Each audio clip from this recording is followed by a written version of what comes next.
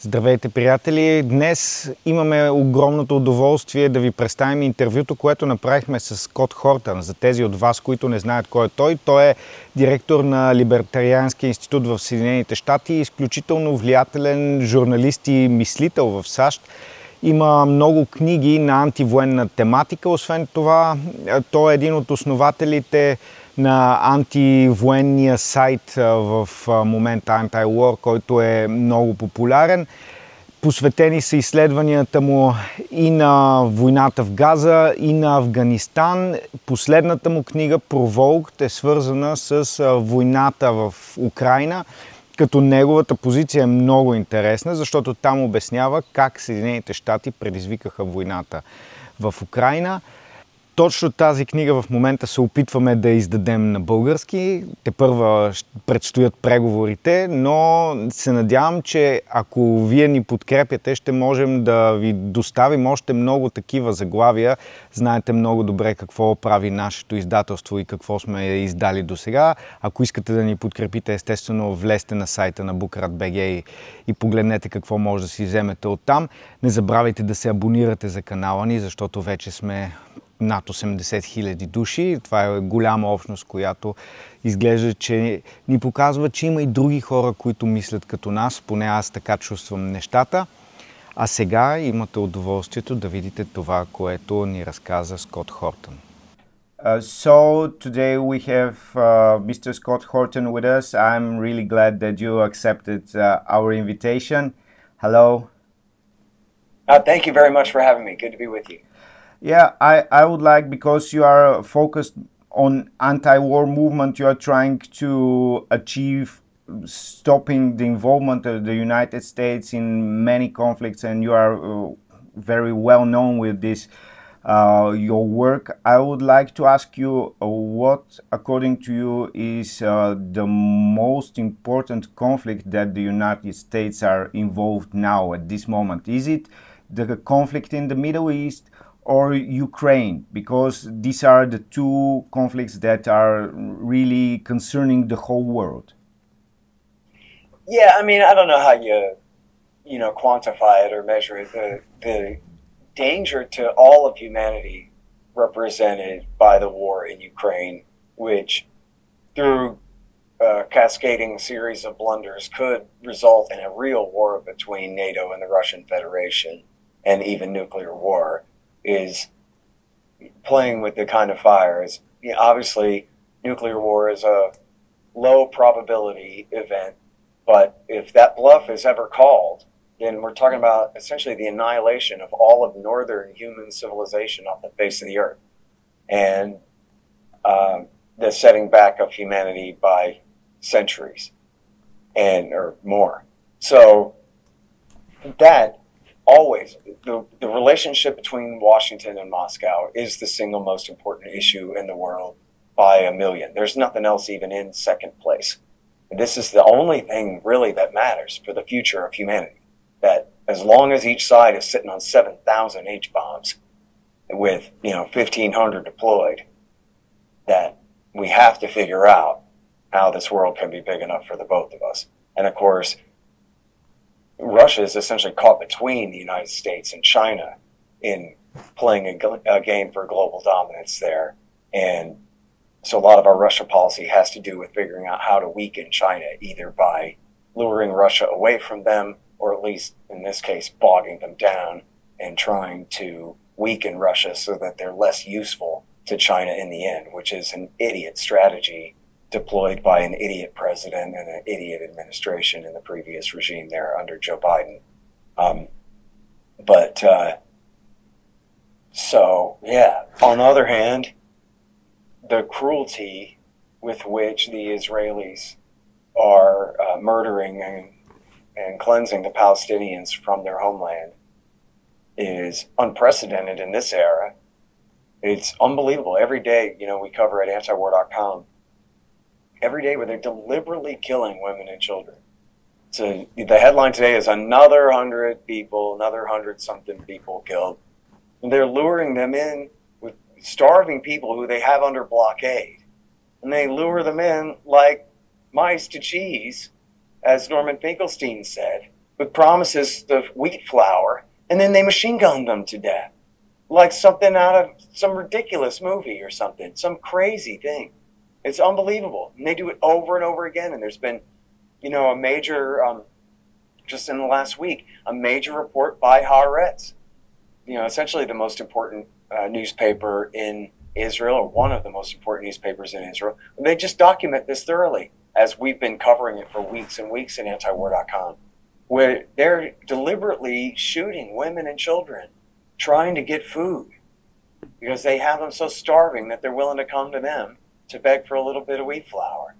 And they're talking today about, the defense minister of Israel is talking about forcing, their words, creating a new camp to concentrate the Palestinians in what used to be the city of Rafah. So all the people of Gaza be all forced into a concentration camp, and then would have the option to voluntarily leave after the Israelis have annihilated their entire society, wiped their cities off the face of the earth, destroyed all their schools and hospitals and universities and all their government offices with all their land records and family histories and everything, wipe their civilization off the face of the earth, and then say, oh, now you can choose if you want to go to Somaliland or something. This is Hitlerian level evil on a somewhat smaller scale, but it's absolutely as criminal as it could possibly be. In Ukraine, at least, as anyone can see,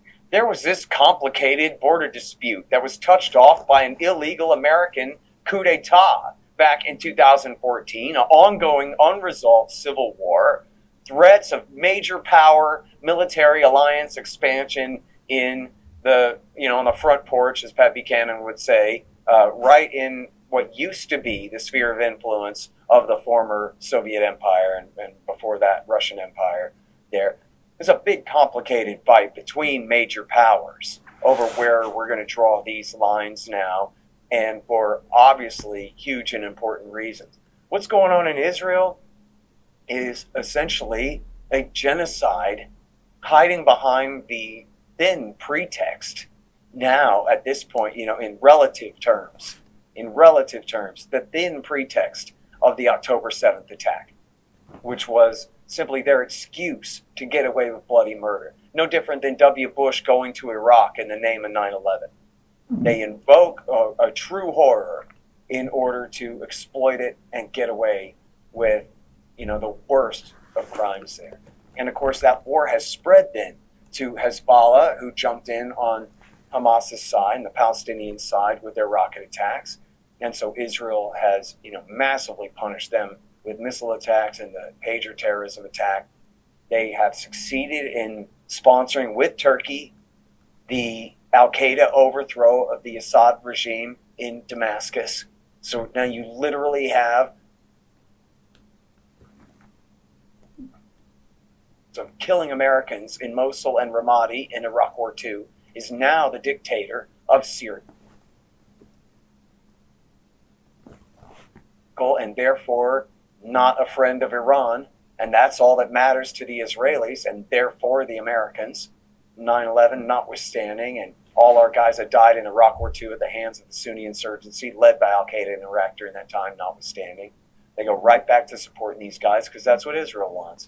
And then, of course, the massive bombing campaign against Iran, which we have a ceasefire now, but people act like it's over when the Iranians have vowed to continue their nuclear program, and Washington has vowed to keep bombing them until they don't, which, if you follow the slippery slope of logic, it shows that we are at least at risk of escalating all the way to, we have no choice now but to go ahead with a full regime change operation, because unless we really get in there and overthrow every last would-be Ayatollah, this nuclear program is going to continue to exist. The more we bomb them, the more likely it'll be that they actually do break out and try to make atomic weapons in order to stop the attacks, and which could escalate to a real-ass war in Persia, which would be an extraordinary expense to the United States. And, of course, no one wants a full-scale land invasion, but how do you really affect a regime change without boots on the ground? It's not possible. Yeah. Or at least with legions of Reaper drones over there, just killing every last Shiite cleric till there's nobody left to call himself a mullah, or what they think they're going to do, right? So we have let the Trump government has let the Netanyahu regime lead us down this path to, we don't know what the end is going to be here with the Iranians, but we know that Trump's demands are red lines that the Ayatollah will not give into, which is the ceasing of all enrichment in the country. And we've already seen that the Iranians will not give into that, and that Trump won't settle for less. So the danger remains. So do you see Donald Trump as some kind of peacemaker, as he wants to be seen? He obviously is trying to find some way out of both conflicts, but according to me, it's a strange path that he's taken in both important places. So according to me, I'm not sure that it would end with peace anywhere, although he's trying to do it, maybe. Yeah. Well, I like the way you framed that. I totally agree with you. I mean, here's a guy who said, I want to get out of Afghanistan. And they said, we can't just leave. You have to have a deal to leave. So what did he do? He escalated the war for 4 years. Sent Marines back to the south, special forces to the east, and sent the drones and the Air Force back up into the air to just bomb the crap out of the place for 4 years. Killed an extra couple 100,000 people probably, and achieved absolutely nothing, but got a deal made to leave and then left. So he did want to end the war, but that's his idea of leaving the war, you know? So now, I have to tell you, I think he was absolutely sincere in wanting to end the war in Ukraine.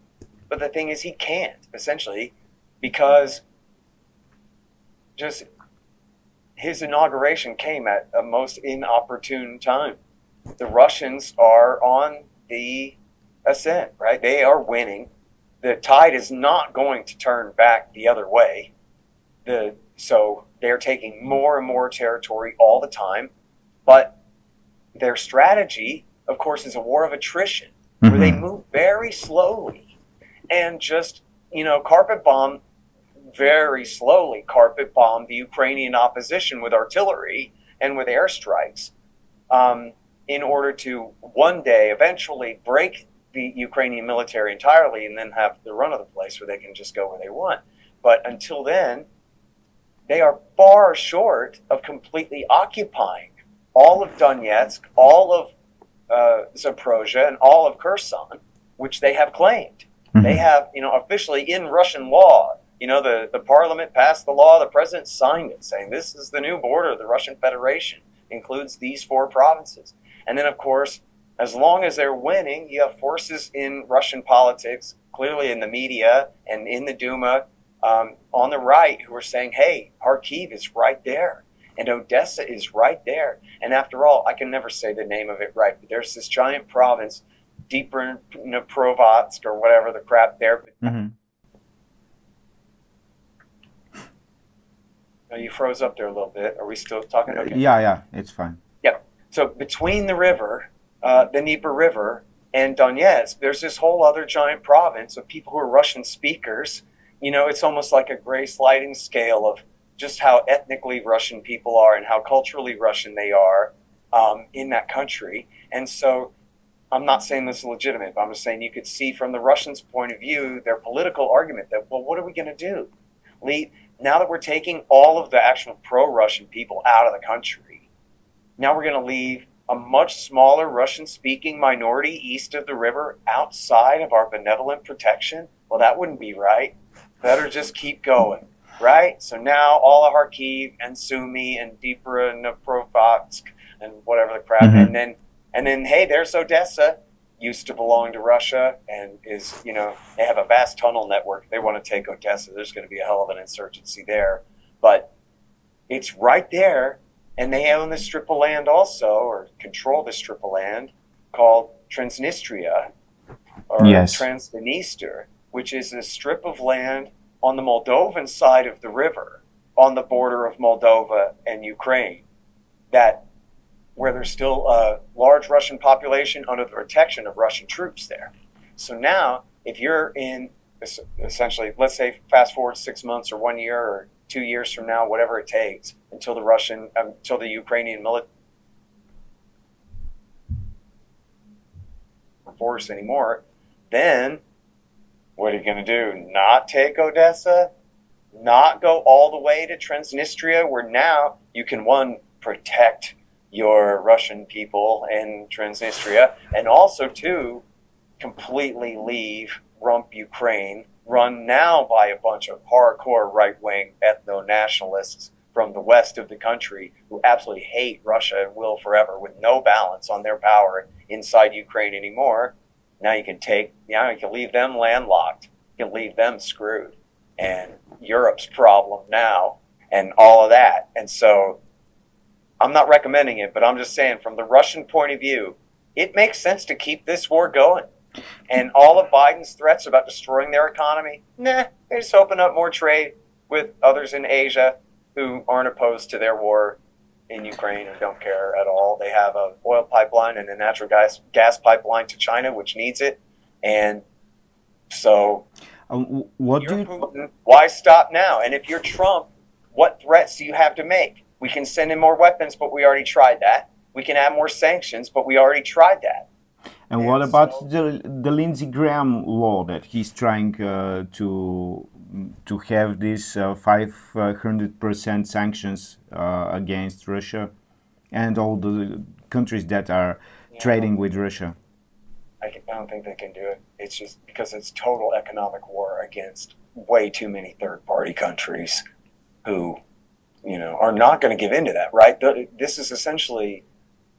is senile old Biden's era, right? He couldn't understand that times change. The BRICS is a thing. These countries more and more are using each other's currencies in their major transactions instead of the dollar, just for the purpose of freezing us out, even at taking a risk of some of these weaker currencies that, still, just to decrease demand for the dollar as a political statement, they want out from under us. And so he tried to do this total economic war with Russia, and Russia just turned to everybody else and said, hey, everybody else, here we are. They kicked us out of Europe. You want to buy our stuff? And everybody said, sure. You can make the natural gas flow this way instead of that way? Fine. There's plenty of customers to the global south. And then he's taken, I think, a pretty smart bet that Washington, Lindsey Graham aside, wouldn't dare to declare total economic blockade, embargo against that much of the world for doing what is essentially not criminal. You know what I mean? Just trading with Russia. It's not like there's Saddam Hussein just invaded a country and you have this fake excuse even to put a total embargo on him. Right now you're going to put a total embargo on anybody who trades with him. A 500% tariff amounts to total shutdown of trade. Yeah. Right? At least with us. I mean, they're not going to do it. I don't think they can do it. And I guess it probably still wouldn't work, right? At that point, I think all these countries would still say, fine then, you're kicking us out of the global trading system. We'll just make our own global trading system with blackjack and hookers, and you guys will be screwed. So you're not optimistic about ending both wars in sometimes in near future?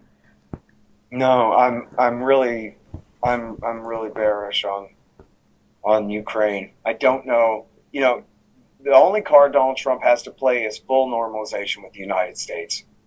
And apparently that we've, I guess, already seen that's not enticing enough to Putin. And I guess he would have reason to doubt that it's sincere, even if Trump means it. How do you hold Washington to it?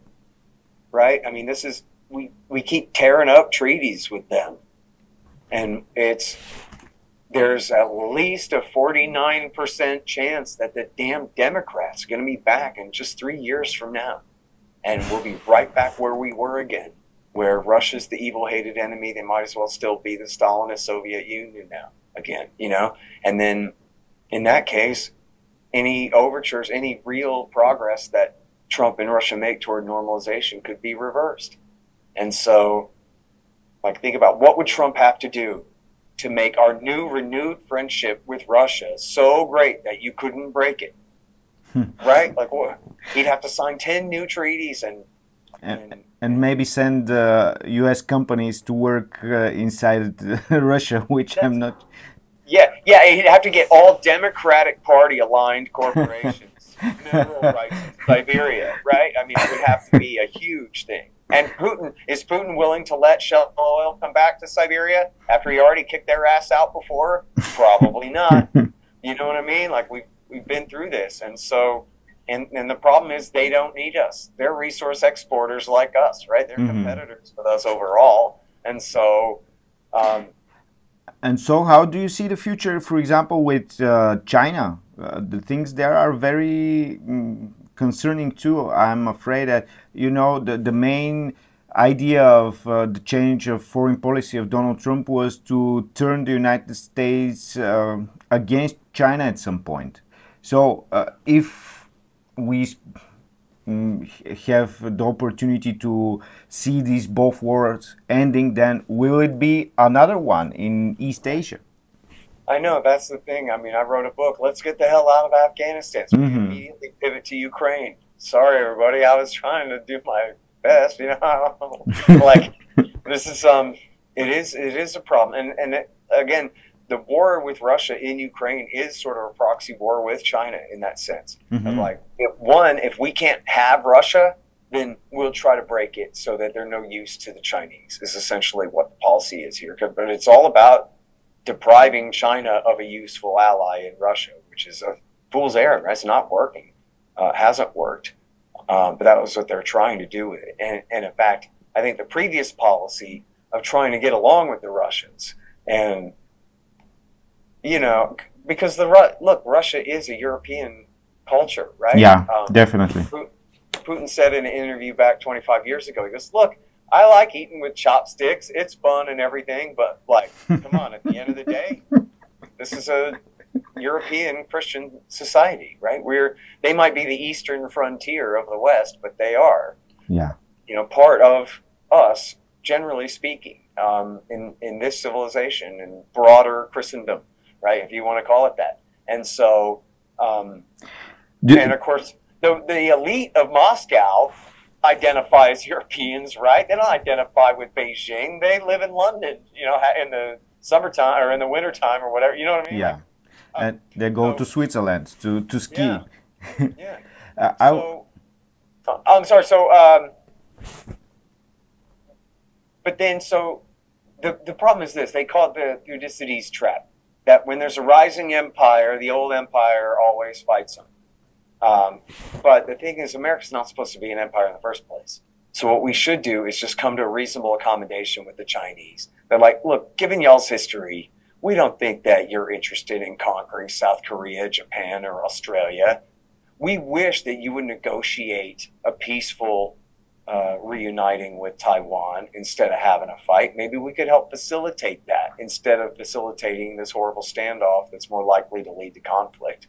But I think, you know, China, if you're a nationalist enough, which fine. If you are, then China could be seen as a competitor to the United States in terms of, you know, for example, manufacturing capability or capacity, where Americans wish we produced more here and had more better paying jobs here instead of moving all our factories over there, something like that. So you could see how if they are manufacturing the same stuff as us, then in their sales to the rest of the world, they would be commercial competitors with us in the largest sense, right?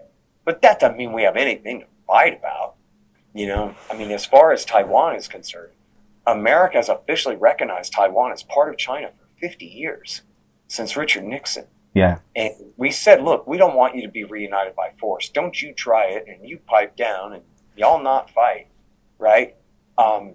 Without an explicit war guarantee, but strongly discouraging the Chinese to try it. But the Chinese do have the capability now, far greater than they ever did before, to take Taiwan if they want to. And it seems to me like the better option is to negotiate the reuniting of the two the same way, essentially, what happened when the British turned Hong Kong back over to China.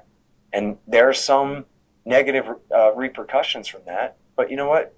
The British didn't have the right to own that city in the first place. It's crazy that it was an imperial outpost still. They were right to negotiate their exit there. And things are a lot better in Hong Kong than they are in the Donbass right now. So, you know, if those are our choices, do we want America saying to Taiwan, like, let's you and them fight? Or, look, man, this is a country 7,000 miles away from California, 90 miles away from the coast of mainland China. And it's just not within our sphere of influence. You know, Pat Buchanan once said, well, look at Outer Mongolia. What if the Chinese rolled into Outer Mongolia? Like, that would be a crime. That's a sovereign nation. Can't just do that. But what if they did? What's America going to do about that? Nothing is the answer. Right? Yeah. We're not going to do a damn thing because it's literally and figuratively Outer Mongolia. It's just too damn far away from here to be our business.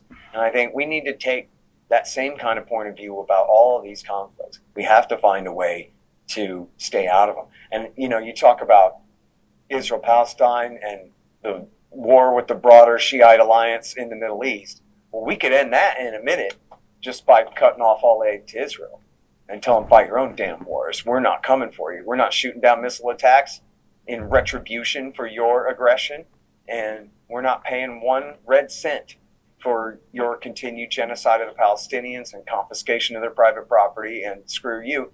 All that would come to an end.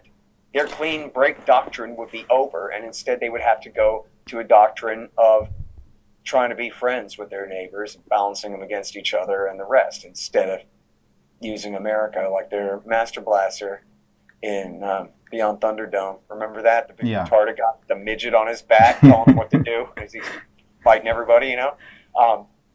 That we just, without us to do all their dirty work for them, then they can make peace real quick. Yeah. Ukraine, without, you know, Donald Trump says he's sending more weapons to Ukraine. Like, without that, they would just lose sooner and make peace sooner. Yeah. And so that sucks. I mean, and look, the book is called Provoked, how Washington started all this. Right. And I'm not blaming Kiev. I'm blaming Washington for getting them into this. Not that it's denying the agency of Putin and his men for what they have done, as people like to accuse. The Russians are responsible for their own behavior. But Washington has gotten Ukraine into a war they couldn't possibly win. It's just horrific what they've done. And I think, you know, skilled diplomats could just sit down and essentially let the Ukrainians know, you should just sign on the dotted line now instead of wait until later, when now Odessa is up for grabs. Now Kharkiv is up for grabs. You know, the chairman of the Joint Chiefs of Staff, Mark Milley, said in October of 2022, after the Ukrainians had made their big push in September in Kharkiv province and in Kherson. And he said, this is as good as it's going to get. You boys ought to come to the table right now. You know, quit. In America, we have an idiom, a saying.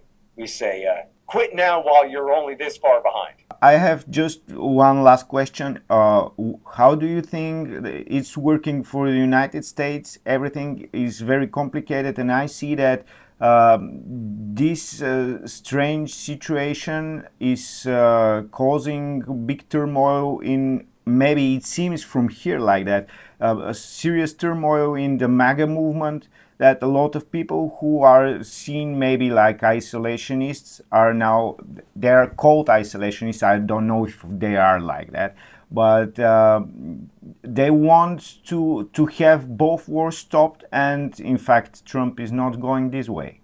So will it impact MAGA movement? Yeah.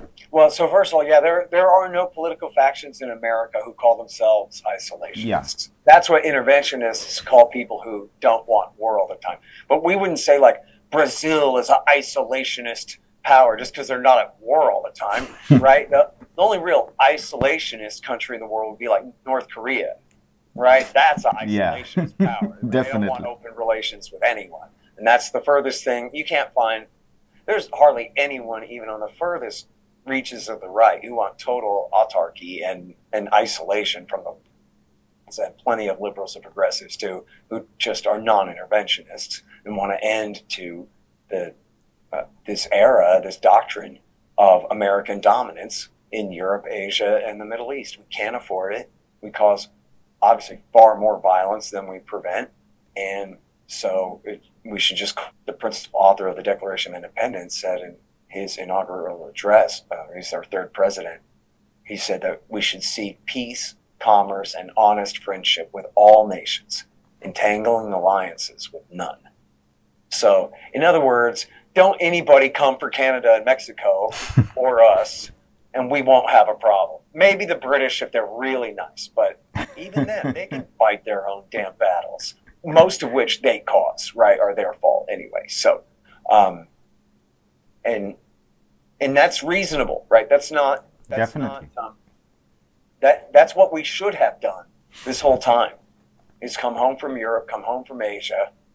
You know, I don't know if you guys ever heard of this, but at the end of the Cold War here, there was this big propaganda campaign. Oh no, maybe Germany and Japan are going to rise again, and then we'll have to contain them. And then, yeah, but no. So here we are, it's been 30 years, 35, and Germany is a friendly allied state to the United States that apparently has no real ambition to dominate the European continent whatsoever. And Japan has been in a recession for the last 30 years. Right? Yeah. Like just getting their asses together right now, have all their own population crises and everything else. And so, in other words, the Americans had to kind of pretend. At that time, of course, it would have been a laughable joke that communist China, which was just breaking out of Marxist economics and beginning to adopt private property and market prices and everything, that they could be any kind of global challenge to us at any time in the foreseeable future. The same with the Russian Federation, rump Soviet Empire that had just been completely defeated. Their army almost entirely disbanded and their GDP dropped down to negative 5 billion or whatever. I mean, just 50 billion. So they had to just pretend. They're like, I don't know, maybe the Martians are coming, something. For a long time before they could really drum up the war on terrorism, it was, oh, cocaine cartels down in Peru. That's why we need the Pentagon for drug dealers. Right? Yeah. Because in fact, if you take a globe and spin it, we have no enemies. Right? We're friends or allies with every nation in Europe. We have, other than the very last couple of years, and even still, we have a somewhat friendly relationship with Russia. We have commercial relations with Russia. We still launch our cosmonauts and astronauts to the space station together, using Ukrainian rocket motors, by the way, in Russian rockets with American astronauts on board. Like, this is crazy. And, of course, China's our second biggest trading partner after Canada, and, you know, would-be partner on whatever security on the high seas from pirates or whatever else we need to work with them on, right? And then that's it. There are no powers in Africa. There are no powers in Latin America. Brazil is sort of a middle-ranked power, but they don't have any global ambition for intervening in other countries or anything. No power that needs to be contained by us. The most powerful country in Africa is Egypt, and they're our friends, right? Like, what? We got nobody to fight. And people go, oh, it's a dangerous world out there. Yeah, because we just keep starting wars. Otherwise, it really doesn't have to be this way. It really doesn't. We could have had that peace dividend. The whole post-Cold War world did not have to include the permanent Middle East wars whatsoever. We could have made peace with Iraq and Iran. Told the Israelis to shut the hell up. And we could have made real friends as the outsider, the object of our military alliance still, even after they surrendered, you know. And China, you know, they have plenty of their own problems. Xi may be the worst chairman that they've had in a long time. But, I mean, it's not a Marxist country anymore. People either don't know or they've forgotten that under Mao Zedong, they essentially reduced that society back to Stone Age status. right? People were eating each other. People died by the tens of millions in Marxist economics enforced famines, right? It's just the most absurd and cruel regime that ever existed, right? You look at Tamerlane or Genghis Khan or whatever, they're attacking others. Mao did this to his own country.